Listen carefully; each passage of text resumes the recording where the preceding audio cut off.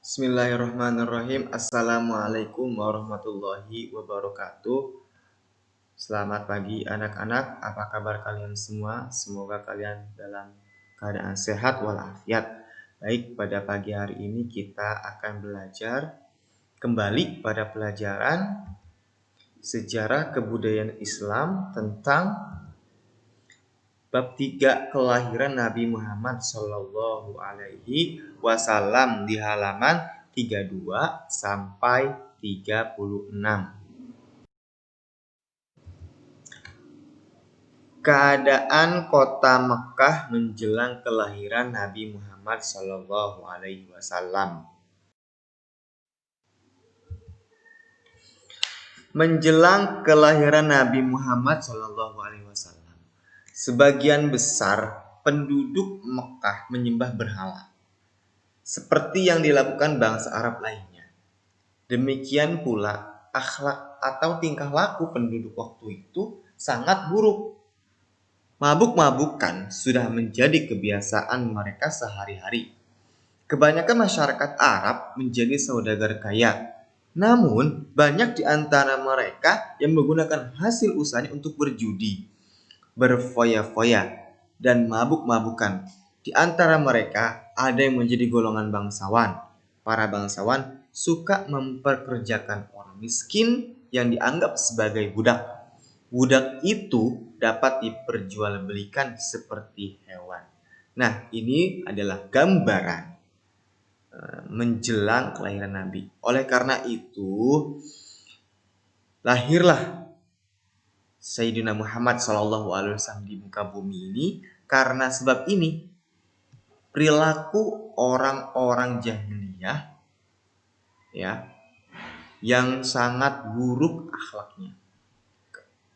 Kata Nabi, karena Nabi diutus di muka bumi ini untuk menyempurnakan akhlak.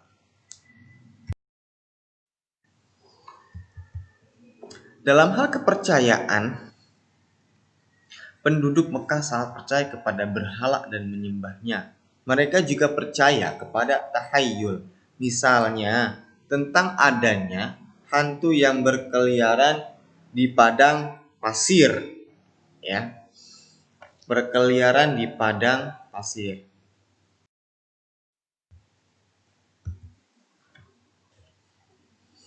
Kemudian menjelang kelahiran Nabi, nah ini ada sedikit cerita menjelang kelahiran Nabi, yaitu datanglah tentara dari Yaman yang dipimpin oleh Abraha dengan mengendarai gajah untuk menghancurkan Ka'bah, agar masyarakat tidak lagi menyembah Ka'bah tetapi memuliakan sebuah rumah ibadah yang mereka bangun di Yaman. Jadi mereka sengaja datang ke Mekah dengan tujuan menghancurkan Ka'bah. Ketika sudah hancur Ka'bah, mereka dipaksa untuk apa? Menyembah, memuliakan ibadah yang mereka bangun di Yaman. Lanjut, ketika pasukan itu dekat ke Mekah, mereka berhenti dan membuat kemah di situ. Mereka beristirahat, di situ membuat kemah. Kemudian Abraham mengirimkan utusan kepada Abdul Muthalib yang waktu itu sebagai penjaga Ka'bah. Abdul Muthalib itu kakeknya Nabi Muhammad SAW. Utusan itu menyampaikan pesan dari Abraham bahwa kedatangan mereka adalah untuk menghancurkan Ka'bah. Mereka tidak akan memerangi kecuali mereka melawan.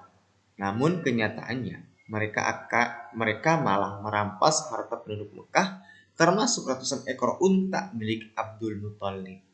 Nah, jadi di sini para pasukan atau tentara Abraha beristirahat. Di pertengahan istirahat, Abraha mengirimkan utusan yang berisi untuk menghancurkan Ka'bah, yang berisi di dalamnya mereka ingin menghancurkan Ka'bah. Nah, mereka tidak akan memerangi kecuali mereka melawan. Jadi mereka tidak akan perang hanya menghancurkan Ka'bah, tapi kalau mereka melawan, mereka akan diperangi. Gitu. Nah, namun apa yang terjadi kenyataannya ternyata mereka malah merampas barang harta milik penduduk Mekah. Termasuk ya salah satunya 100 ekor unta milik kakeknya Nabi Muhammad SAW, Sayyidina Muhammad SAW. Nah, kita lanjut. Melihat pasukan tentara Abraha kuat dan tidak mungkin penduduk Makkah dapat melawannya, maka Abdul Muthalib menganjurkan untuk mengungsi. Kemudian Abdul Muthalib menghadap Abraha agar untanya kembali. Nah, di sini timbullah percakapan antara Abraha kepada Abdul Muthalib. Nah, mendengar permintaan tersebut, Abraha bertanya kepada siapa? Kepada Abdul Muthalib. Wahai Tuan Abdul Muthalib, mengapa unta yang Tuan persoalkan? Bukan Ka'bah. Bukankah Ka'bah itu sangat Tuan muliakan?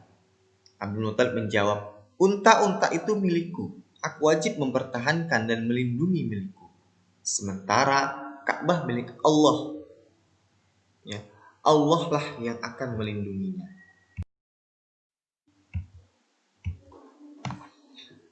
Setelah menyerahkan unta-unta milik Abdul Muthalib, pasukan Abraha akhirnya bersiap untuk menghancurkan Ka'bah.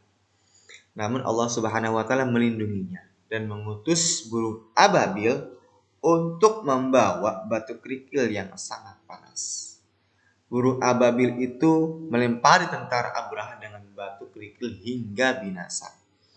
Pada peristiwa ini Allah Subhanahu wa taala mengabadikannya dalam surah Al-Fil, ya. Dalam surah Al-Fil bunyi ayatnya seperti ini. Bismillahirrahmanirrahim. Alam taro kaifa fa'ala rabbuka bi ashabil fil. Apakah kamu tidak memperhatikan bagaimana Tuhanmu telah bertindak terhadap tentara bergajah? Alam yaj'al kaidahum fi tadlil.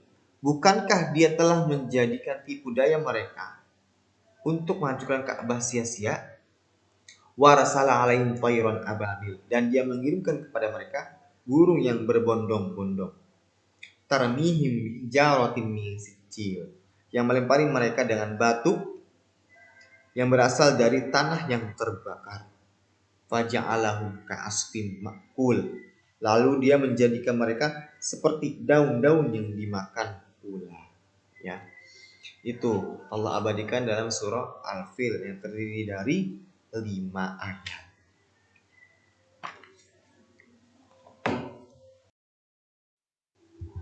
Oke, mungkin cukup sekian pembelajaran kita pada pagi hari ini. Semoga kalian paham apa yang Bapak telah terangkan dan juga kalian tetap jaga kesehatan di saat pandemi PSBB dan pandemi seperti ini.